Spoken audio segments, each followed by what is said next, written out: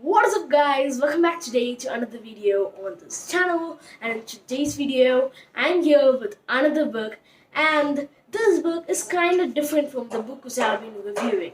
In this book, I'm completely honest, this book has actually made me cry at the ending of this book. Like seriously, I've read many sad stories, but none of them made me cry.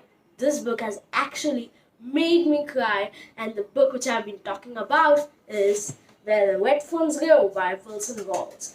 It is a timeless classic about a boy and his two dogs, and I recommend this book to each and every person out there who loves dogs. This book has actually awakened the love which I had for the dogs, and I hope it will for you guys too. So without any further ado, let us learn deeper about this author, Wilson Rawls.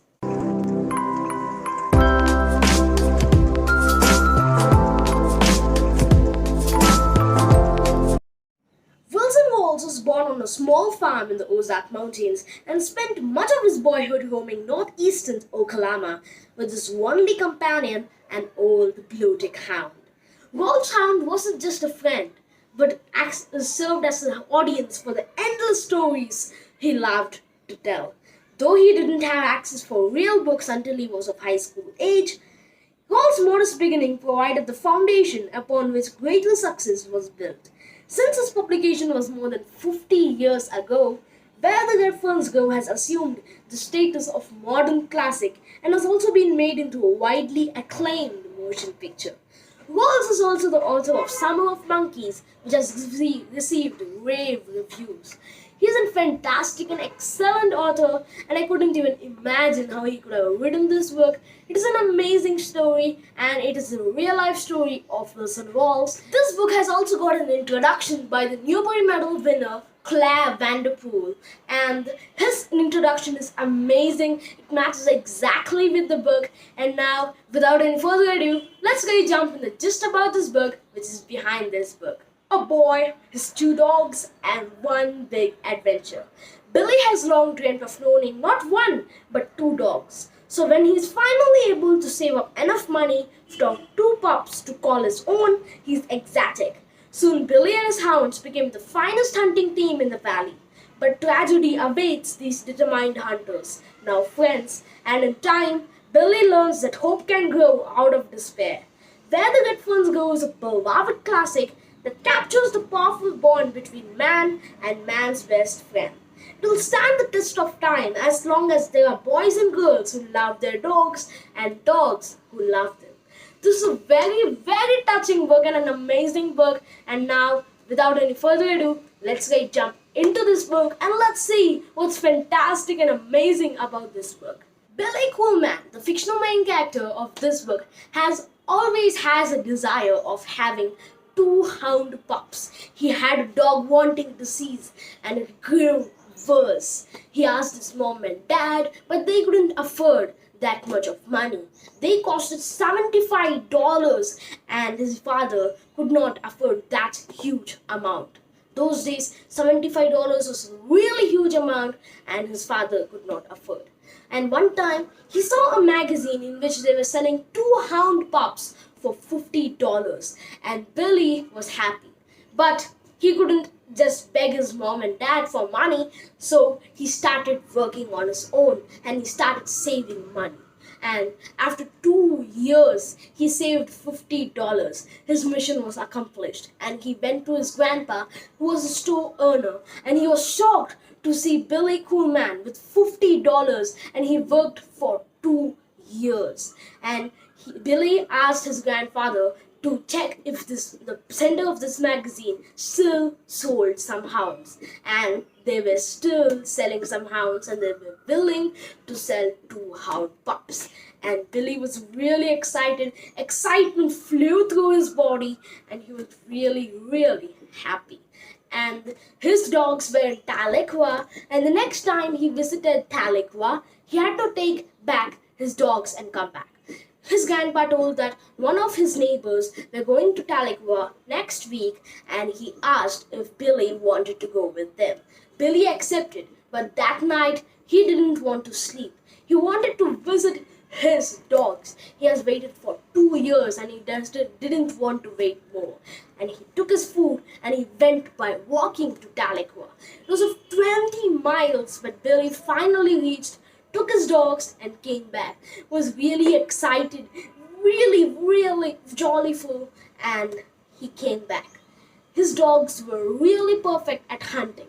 He was thinking of what to name these two dogs, and then he saw a tree, up the bark of the tree, and they were Dan and Ann. That were the perfect names for his dogs. He named the boy dog as Dan and the girl dog as Ann. He called them as Old Dan and Little Ann. And he always took them for hunting. Old Dan was smart, really amazing at hunting, and Little Ann was extremely smart. They hunted coons. Always they treed the coon, and Billy would cut the tree and just kill the coon. And one time, his grandpa just joined him in the Hunter Championship, and they had to hunt the coons, and the person who hunts large number of coons wins the prize of a gold cup. He promised one of his sisters that he will give his gold cup to her, and he went there along with his father and his grandfather. The first competition in this championship is the Hound Beauty Contest, and he joined Little Ann, and she won. Really, she won, and she won a small silver cup, and that was the reward. The main competition has begun, and Old Dan and Little Ann really were amazing, and they went to the finals. And in the finals, even though they were froze at the ending, they came back and they did it. They won the gold cup, and he also won the cash prize of $300. $300 is really huge amount, and Billy was really happy, and he came back. Even though Billy won the gold cup, he didn't stop hunting. And one time when they were hunting, Billy was attacked by a mountain lion. His two dogs fought fiercely and they killed the mountain lion, but Old Dan got a really deep scratch in his stomach, and alas, he died. Little Ann couldn't survive without Old Dan. She lost the will to live. She didn't want to eat as she always wanted to eat with Old Dan, and now, as he's gone, she lost the will to live. She used her last strength to drag herself to the burial place of Old Dan, and then she died. Old Billy was extremely heartbroken. He buried both of his dogs, and he left a gap in the middle, and they were shifting to the town. You might be wondering, how did they get the money to shift to the town? And that is because of Old Dan and Little Ann. They saved $300 in the hunting competition, and now they used the money, and they now were shifting to the town. Billy visited the burials for the last time, and he was really surprised to see red ferns grow between Old Dan and Little Ann.